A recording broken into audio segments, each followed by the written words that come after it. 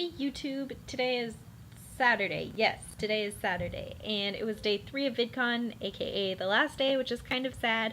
But I got to go to lots of awesome panels again today, which is super awesome. So I thought I'd just talk about them since I've talked about the other 2 days of VidCon already. And so to start off today, yes, the first panel I went to, it's hard to remember, it's all blurring together. But the first panel I went to, it talked about LGBTQ on YouTube, and Hannah Hart and Tyler Oakley and a couple of other really awesome YouTubers that I hadn't heard about before, but definitely want to check out now, were there.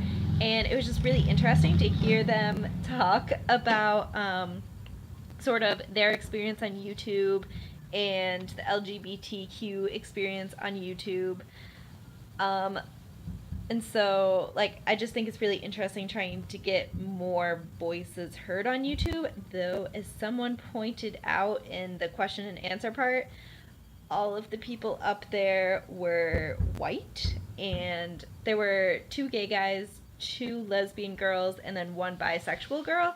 And so, like, even though it was LGBTQ, there wasn't really a lot of people, there weren't any people up there dealing with gender identity or trans issues or anything like that, which is kind of sad. There weren't any people of color.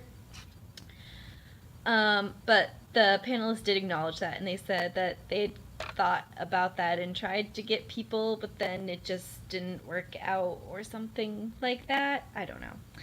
And so then the second panel I went to talked about if you need to move to LA to like have a good YouTube channel. General consensus there was no, you don't. Though you may miss out on some opportunities, like there are also certain opportunities that you have not living in LA.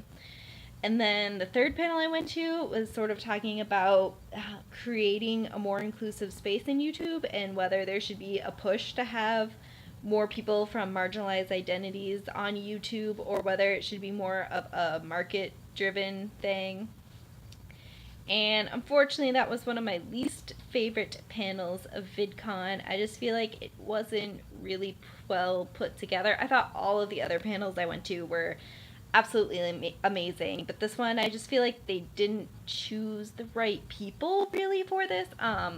It was pretty much the only panel I went to that had people of color on it, which is disappointing, but YouTube is mostly dominated by white, heterosexual, cisgender males. And so while I appreciate they made the effort, the people they chose didn't really seem to be the right people because they hadn't really thought about this a lot, it seems like, which is fine. No one's saying you have to constantly think about race and marginalized identities. But if that's what your panel's going to be about, you should probably have people who have thought about this or maybe have channels dedicated to this.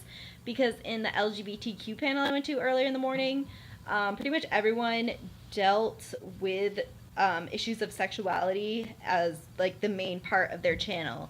And none of the people on the panel that was mostly supposed to be talking about race, none of them had a channel dedicated to talking about race. And I think that was really frustrating for me and some of the other people because I have this academic background in being able to talk about issues of exclusion and inclusion and different identities, and they didn't really have the same language, so it just wasn't what I was looking for. But after that, I went to the final big, I forget what it's called, thing at the Kia main stage. They had a bunch of famous YouTubers, and that was pretty cool. And then after that, I went and saw League of Steam at the concert stage outside, and they're this cool steampunk ghost busting group, and they've created all this cool technology to like fight like ghosts and demons and things like that in a sort of steampunky fashion, and it was amazing. And Michelle caught a t-shirt from them at the end, which was probably my favorite part. Michelle's nodding, she liked that too. I'm impressed by my reflexes. And so yeah, that's basically been my VidCon experience. Overall, I'm really glad that I decided to come to VidCon. I think it was definitely worth it. They had some awesome panels. It was awesome to be able to meet Michelle in real life. And yeah, I'm kind of sad I'm not going to be able to go next year since. Ooh, I haven't talked about that on this channel yet. I'm going to make a separate video for that. But yeah, I'm not going to be able to go next year, so I'm really glad I got to go this year. And I think they've done a great job with VidCon because there's so many people here. They said it was more than the other 3 VidCons put together. And so I think it's just amazing that all of it basically went off without a hitch. And they're catering to so many different groups. I mean, you have the people coming here.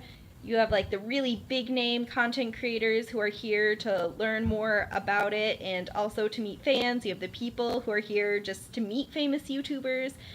People who are here like me who are more interested in like the culture of YouTube, I guess. And they also had a lot of panels dedicated to making videos, editing videos, things like that. And it just does so many different things and like places for like musicians on YouTube to perform live in front of people. And I just think it's amazing that YouTube is such a big thing, but they've made it into a real life thing, and they're able to please so many different groups of people, and that just takes so much skill. And good job, VidCon. You are good at the things. I don't know what else to say about that. And so, yeah, that's all I have to say about VidCon, and I will see you all later.